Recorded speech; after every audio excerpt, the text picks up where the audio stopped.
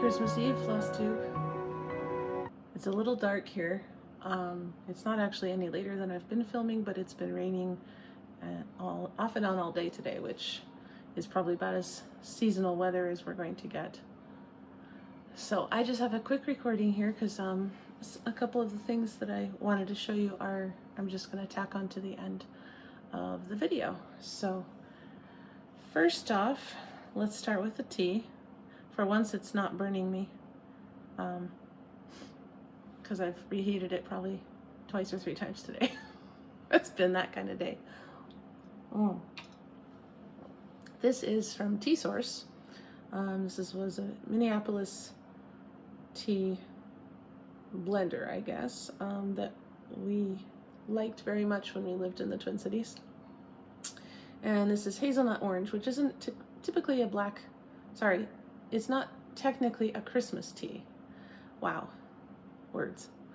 It's not technically a Christmas tea, but they do consider it a holiday tea, and I enjoy it. I have a picture because I have it in a decorative tin, so it doesn't, I can't show you anything that's going to be meaningful, so that's it. So it's a black tea, obviously, and they've got a nice nutty flavor, very malty. I like malty teas, and just a nice orange kind of essence without being overpowering.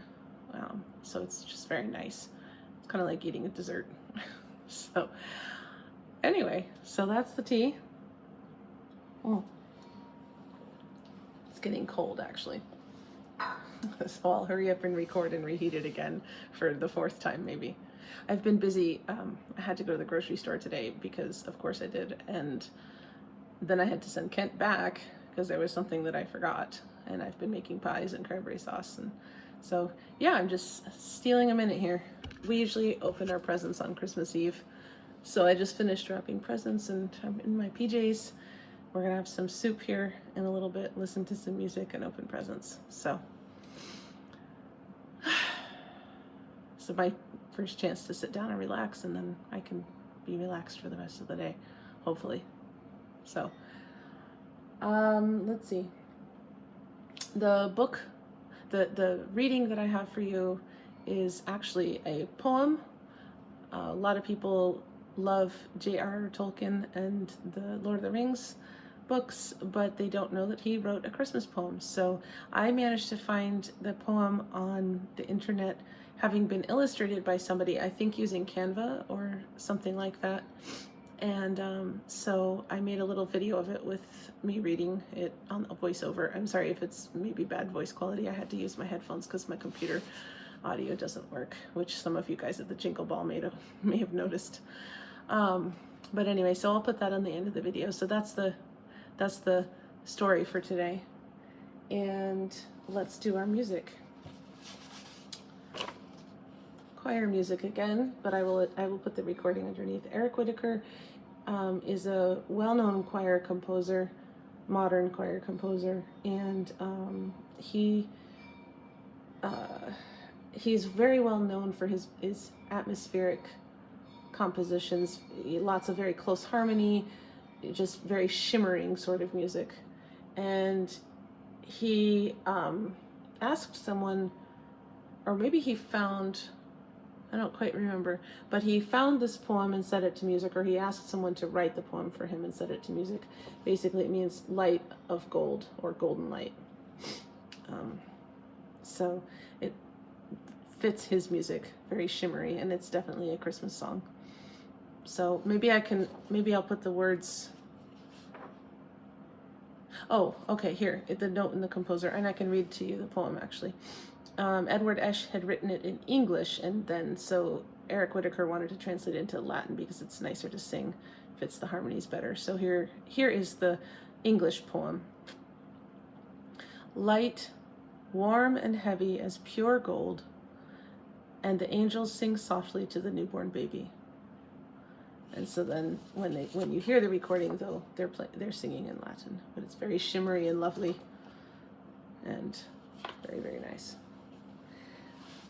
So here is our ornament for today.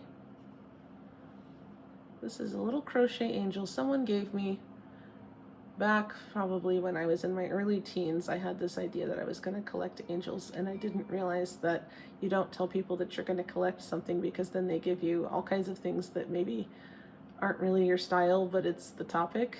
So I got all kinds of like 90s type angels, precious moments, and I don't even know what. So this is one that I actually did keep. She's kind of been through the wars. She has stood in my window in all of my dorm rooms at Christmas time, and she's not white anymore. I'm not sure how to wash her without unstarching her, so, but she's a crocheted angel, so that counts as handmade. I think my grandmother gave it to me, actually. Maybe, or one of my aunts. So, but yeah, she's been in my window for a lot of years. And my want to stitch. Don't worry, I didn't forget the treat. Imaginating Bethlehem. I haven't really kitted this up or anything, because I haven't decided what color I would use, because I don't like the brown fabric. And I'm not sure I would want to stitch that many black stitches. So I've thought of like a dark blue with white, but then that seems kind of abrupt, and I have something else that's dark blue and white, so maybe that would go, and maybe I shouldn't have another one, another Christmas piece, I mean. So I don't know. I don't know. But I do have it, and I would like to stitch it someday. Like it a lot. And the treat for today is wassail. You know, here we come a wassailing among the leaves so green. We don't spike ours. Ours is just cider and pineapple juice and orange juice with some redhots and cinnamon sticks. It's simmering on the stove right now. I took a picture, and so I'll tack that on here at the end. And that's our treat, and I'll put the proportions in the show notes so that you guys can make it yourself if you would like to. We have it at Thanksgiving and Christmas. So at the beginning of the fall, I always get 2 gallons of cider and put them in the freezer, because we don't always end up with any cider in the store by this time in the year. So I just want to make sure we have our wassail for Christmas. And speaking of which, have a lovely Christmas. Have a peaceful night. Hope you get all the things that you'd like to have. I will make a video tomorrow, probably later, like now. And hopefully you'll have had a lovely, peaceful day. And I'll see you tomorrow.